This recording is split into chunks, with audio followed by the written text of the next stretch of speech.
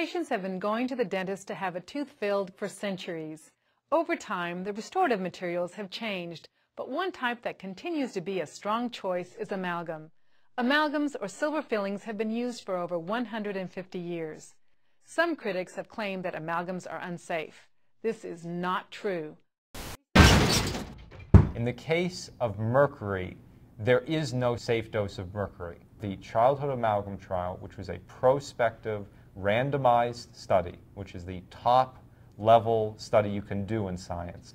Furthermore, they said we're going to test on series of parameters: urinary mercury, porphyrins, kidney damage, neurological damage. They collected all the data prospectively, and what it reveals is damage in every single domain studied. Every single outcome that they were looking at, that they said, this might be of concern, so we want to study it to see if it's related to amalgam, all of them are being linked to amalgam exposure.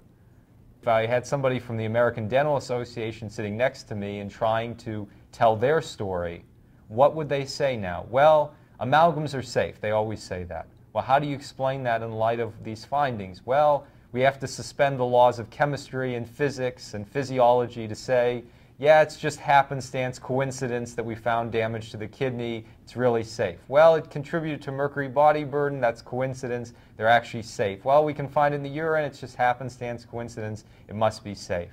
There is no story.